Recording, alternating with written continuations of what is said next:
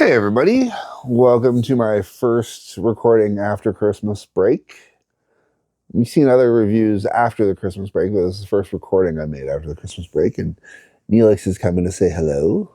And because Neelix came and said hello, who's now going to run away, Lanny's going to come and say hello, because Lanny's got to be a little attention whore, that's right. But Lanny doesn't like to pretend she's an attention whore, so we're going to get Lanny out of the way there.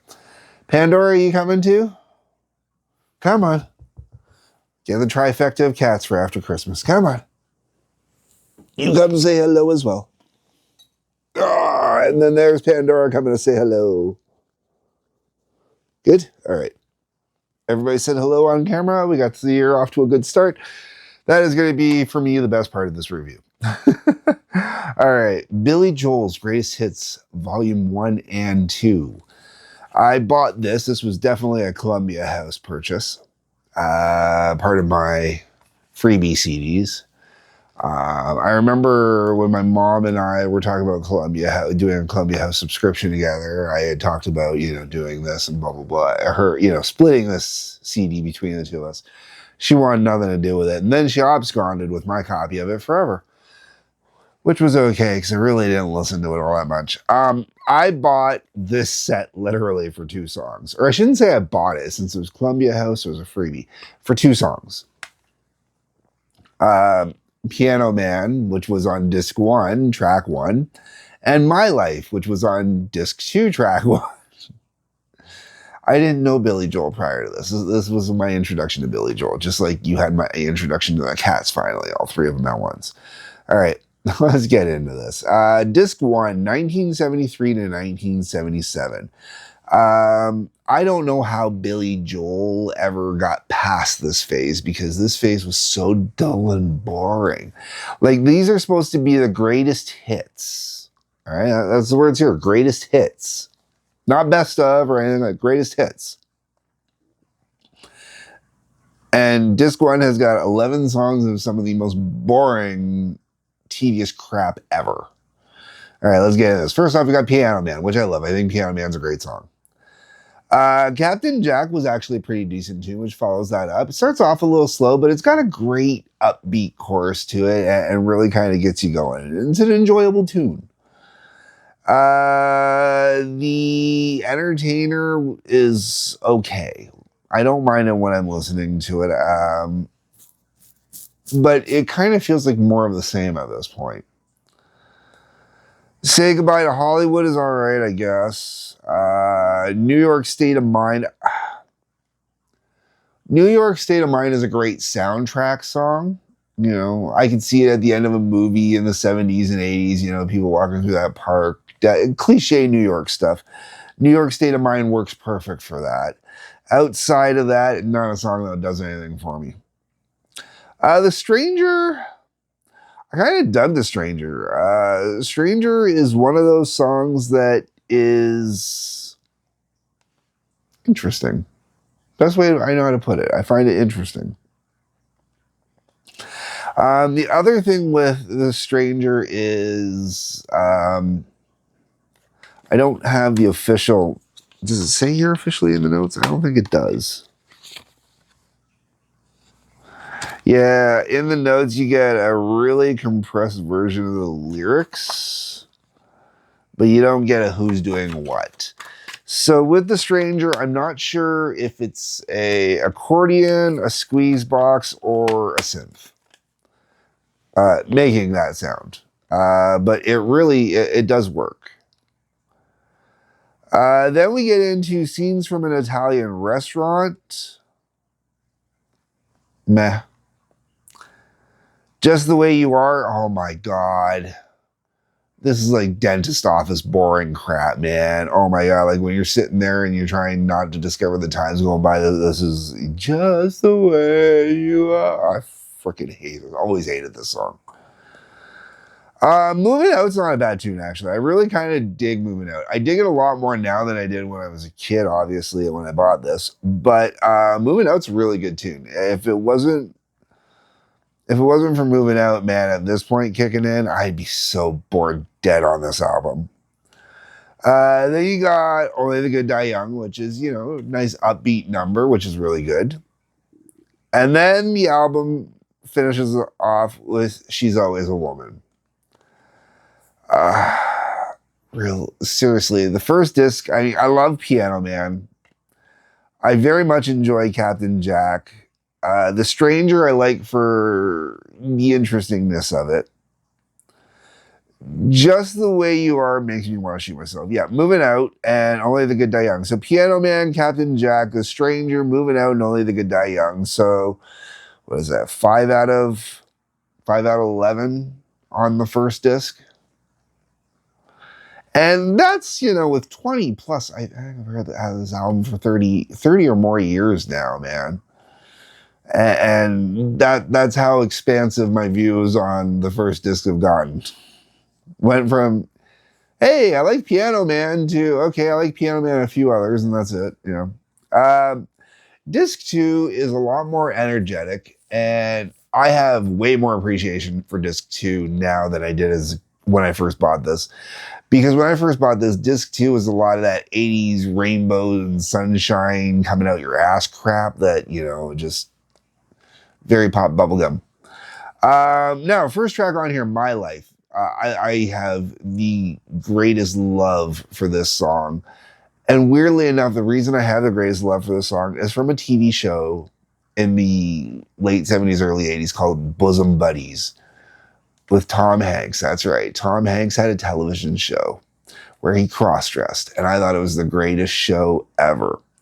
And I do not remember the name of the gentleman off the top of my head that was in Bosom Buddies along with him. If you remember his name, drop me a comment down below in the comment section.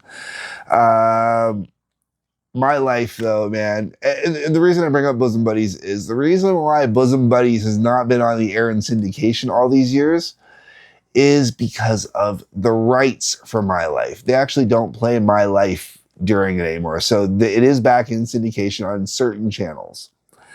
But My Life is not the music used in it. They put some other generic crap on it now, which really kind of sucks. But I absolutely love My Life. I think it is one of Billy Joel's best songs.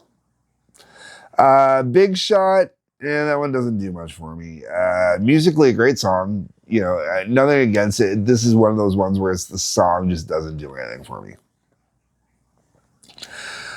You May Be Right. I really dig You May Be Right. And I used to mix this one up all the time. I thought it was like The Cars or one of those other 80s, late 70s, early 80s pop bubblegum stuff. I knew they weren't Cheap Trick, but You May Be Right has that kind of vibe to it. Even kind of has a vibe where I would compare it to when George Harrison released that album in the 80s.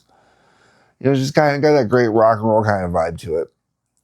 And that goes into It's Still Rock and Roll to Me, which is another one's got great rock vibe to it. Very much enjoy it. Don't Ask Me Why doesn't do much for me. She's Got Away doesn't do much for me. Pressure, this is another one. I'm not sure what instrument was being used instead of piano, because it's got this kind of sound to it. I'm not entirely sure. And it's like kind of like what I was saying with The Stranger, where there's a sound in there. I'm not sure if it's accordion, if it's a synth, squeeze box, whatever. Pressure uses it really heavy, really, really heavy. And I'm not sure what it is. I want to say it's an accordion on Pressure because it really sounds like it, but yeah, I'm not sure. Really dig that one. That was another one where I really dig it because it's got a different sound kind of from everything else. Allentown, I can see why people would dig Allentown, but it doesn't do anything for me. Goodnight Saigon, I think, is garbage. For the most part. I don't mind the chorus on Goodnight Saigon, but that's kind of about it. Just not a song that works for me at all. Tell Her About It, another good upbeat kind of tune. I dig on that one a little bit. Not a lot, a little bit. Uptown Girl. I knew this song when I bought this Greatest Hits. I remember how huge the song was when it first came out with a music video with Christy Brinkley and whatnot. And it was a great fun video and stuff like that.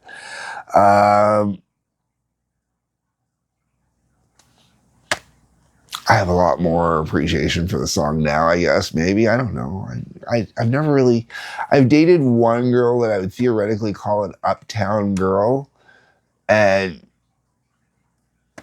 it definitely felt like when she was dating me, it felt like she was kind of living that slumming it kind of life, which, I called her out on once or twice. And I don't think she liked that. And nothing wrong with an uptown girl.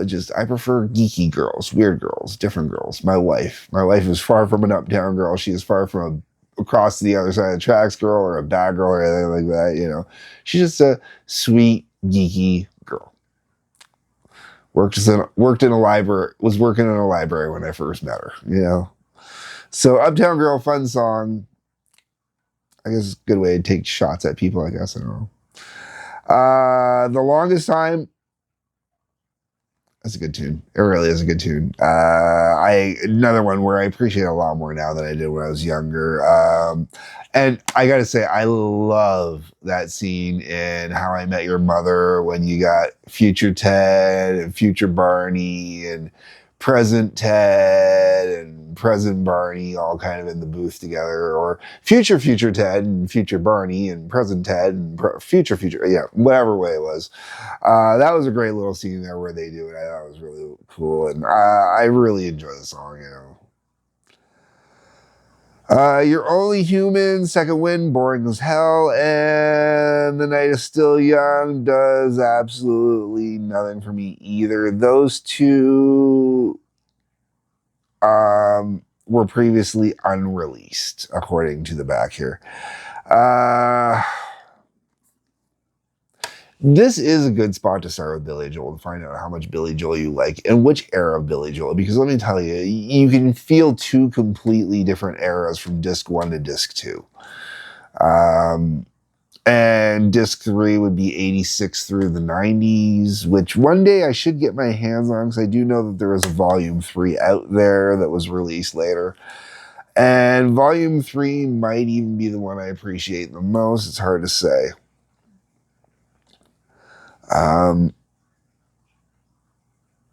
Yeah, I don't know. That's pretty much all I got to say about this one.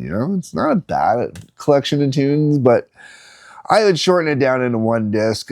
Piano Man, Captain Jack, The Stranger, Moving Out, Only the Good Die Young, My Life, It's Still Rock and Roll to Me, You May Be Right, Pressure, Uptown Girl, Longest Time. It's kind of where I would probably go with it. I have to look, see if that would work out to timing or not. I don't. Let me know what you think. Am I being too hard on this? That's what the comment section's for down below. The other thing I should mention is I know that this would have featured all of Billy Joel's band, the original band, which he later went and treated like absolute dog crap, which, if I had to guess, that might even be part of the reason why they didn't include any liner notes about who's playing what on here, because God forbid we give credit to people who deserve the credit. I don't know. Anyways, my thoughts, my views, my opinions. Let me know what you think down below in the comment section. That's what the comment section is for. On your way down there, the like button, subscribe button, bell for notifications. If you could hit all those, I'd greatly appreciate it. Couple links worth checking out. Otherwise, folks, peace, love, take care.